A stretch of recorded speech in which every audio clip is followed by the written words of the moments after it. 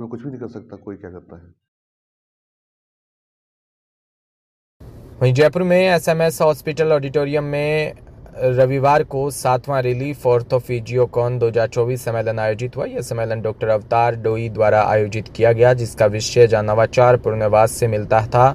सम्मेलन का उद्देश्य प्रभावशाली पुनर्वास प्रथाओं के साथ नवीनतम प्रगति को जोड़ना है। डॉक्टर अवतार डोई ने बताया कि रिलीफ हॉस्पिटल और एचबीओटी हॉस्पिटल जयपुर द्वारा प्रस्तुत यह सम्मेलन ज्ञान साझा करने और रोगी देखभाल में प्रगति को बढ़ावा देने के लिए विविध क्षेत्रों में विशेषज्ञों को एक साथ लाता है। रिलीफ हॉस्पिटल अभिनव स्वास्थ्य सेवा में अग्रणी है और HBOT centre Jaipur hyperbaric oxygen therapy में अपने अग्रणी कार्य के लिए मान्यता प्राप्त है, जो पुनर्वास कार्यक्रम की एक श्रृंखला का समर्थन करता है। इस वर्ष भारत भर के प्रमुख सर्जनों द्वारा 10 विशेषज्ञ नेतृत्व वाले सत्र आधुनिक शल्य चिकित्सा और चिकित्सीय हस्तक्षेप में अद्वितीय अंतर्दृष्टि प्रस्तुत की गई है। जो रिलाइफ फिजियोथेरेपी और ऑर्थोमीड जो किया गया है बहुत ही फैंटास्टिक रही है।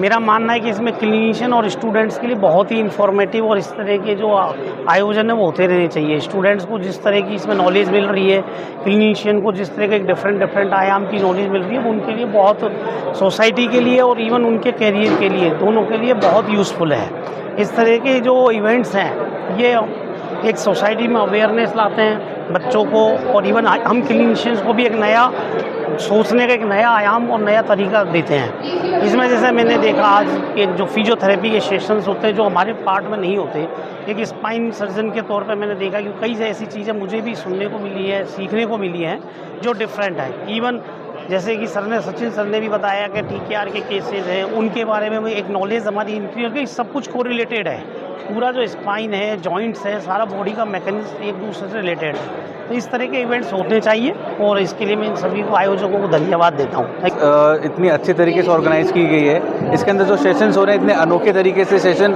ऑर्गेनाइज़ किए हैं कि जितने भी ऑर्थोपेडिक सर्जन हैं राजस्थान के, जयपुर के फेमस, वो यहाँ पे आए हुए सेशन लेने के लिए। और जैसे आप हॉस्पिटल में देखते हैं कि पहले डॉक्टर अपना एक केस करता है, उसके बाद फिजियोथेरेपिस्ट उसको ट्रीट करता है, तो यहाँ पे सेशन उसी तरीके से रखे गए हैं कि सबसे पहले जो डॉक्टर है, सर्जन है, वो अपना पार्ट बताएगा। जैसे कि अभी जो 2-3 सेशन हुए हैं, जैसे ऑर्थोपेडिक सर्जरी, नी रिप्लेसमेंट के बारे में हमने देखा, स्पाइन सर्जरी के बारे में देखा, और ठीक उसके बाद फिजियोथेरेपिस्ट आएगा और वो अपना पर्सपेक्टिव बताएगा कि जब डॉक्टर सर्जरी करता है तो उसके बाद फिजियोथेरेपी कैसे पार्ट प्ले करती है।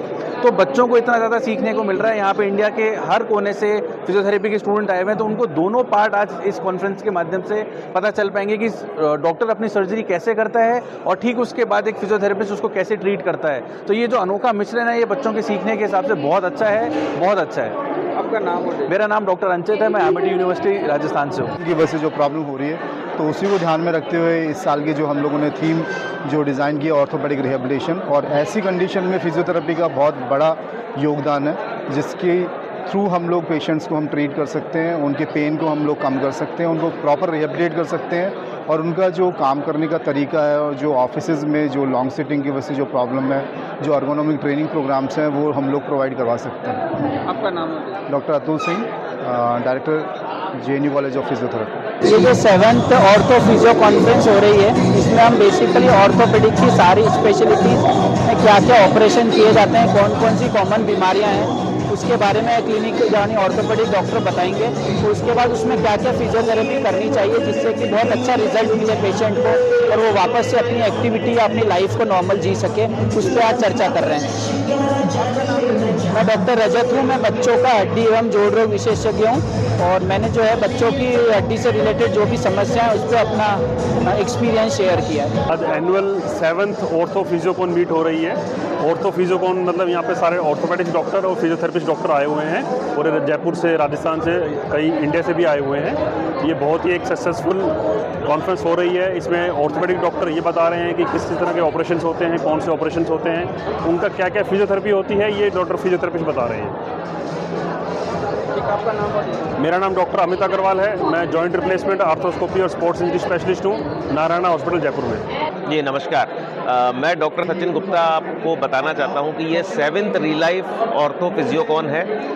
हर साल इस तरीके की कॉन्फ्रेंस एक नेशनल फिजियोथेरेपिस्ट की होती है, जो ये 7th फिजियोथेरेपिस्ट की कॉन्फ्रेंस है और ये एक बहुत ही सफल आयोजन है, बहुत ही विशाल आयोजन है और इसके अंदर लगभग 1,500 के आसपास फिजियोथेरेपिस्ट आज भाग ले रहे हैं पूरे प्रदेश से और प्रदेश के बाहर से भी। और बहुत ही इंफॉर्मेटिव कॉन्फ्रेंस है जिसमें स्टूडेंट्स भी हैं, प्रैक्टिशनर्स भी हैं, एस्टेब्लिश प्रैक्टिशनर्स हैं। जो सीनियर्स हैं वो अपनी नॉलेज इसमें जूनियर्स के साथ शेयर करेंगे और बहुत कुछ ऐसा सिखाने की कोशिश करेंगे जूनियर्स को जिससे कि सोसाइटी को इन जनरल एक बहुत बड़ा फ़ायदा हो।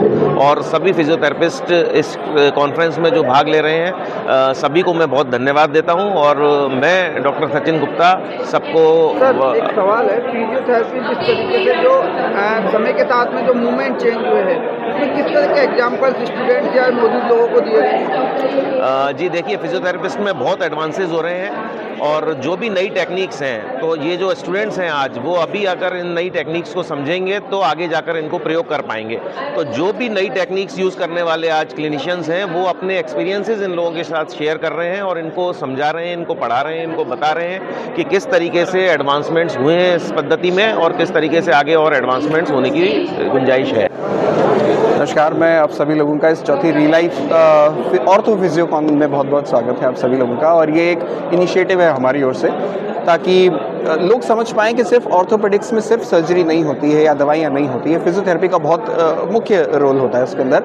और सिर्फ सर्जरी ही नहीं, जो कंडीशंस ऑर्थोपेडिक्स हुई, न्यूरोलॉजी हुई या जैसे सर अर्गोनॉमिक्स वगैरह के बारे में बता रहे थे, जो यदि आपको लगता है आपको कोई समस्या नहीं है तो भी आपको समस्याएं होती हैं शरीर के अंदर जो एक बड़ा स्वरूप लेकर के कहीं ना कहीं उत्पन्न होती हैं बाद में, तो उन सब के लिए उन सब सवालों का एक जवाब है फिजियोथेरेपी। तो इसी चीज़ की अवेयरनेस को बढ़ाने के लिए आज का एक इनिशिएटिव था और आज हमारे पास जो है तकरीबन 1400-1500 के आसपास की जनसंख्या यहाँ पे एकत्रित हुई है और यहाँ पे हम नई चर्चाएं कर रहे हैं, साइंटिफिक चर्चाएं कर रहे हैं, जो नए अपडेशन या इनोवेशन हो रहे हैं। तो ऐसे करके रिसर्च पेपर, शोध पत्र जो है तकरीबन हमारे पास 60 शोध पत्र आए हैं आज की डेट में, तो जो कि हमारी एक बहुत बड़ी उपलब्धि है जयपुर को देखते हुए। देखिए, ये रिलाइफ हॉस्पिटल और नव इंपीरियल हॉस्पिटल की तरफ से जो कॉन्फ्रेंस हो रही है इसमें देश से हमारे कई रिनोन्ड जो ऑर्थोपेडिक सर्जन्स हैं और फिजियोथेरेपिस्ट हैं वो अलग अलग देश के कोने से यहाँ पर आए हैं। यहाँ पर जो नए एडवांस टेक्निक्स हैं जो कि ऑर्थोपेडिक सर्जन हमें बता रहे हैं और जो फिजियोथेरेपी से रिलेटेड उनके जो इंडिकेशन, कॉन्ट्राइंडिकेशंस हैं उनके बारे में वो हमें ये चीज़ें हमें एक नॉलेज के रूप में हमें दे रहे हैं, जो कि यहाँ बच्चों के लिए, उनके फ्यूचर के लिए और आने वाली पीढ़ी इन सब के लिए बहुत ही फायदेमंद है। और सरकार से मेरी सर यही गुजारिश है कि फिजियोथेरेपी के बारे में, फिजियोथेरेपी की पोस्ट के बारे में, इन सब के बारे में थोड़ा ध्यान दिया जाए। बस इतना ही कहना चाहता हूँ। Thank you sir. Doctor Raghunandan Chaudhary, Rajasthan physiotherapy. वहीं जयपुर में शहर के टोंक रोड अग्रवाल समाज सेवा समिति की चुनाव निर्विरोध संपन्न हो गई।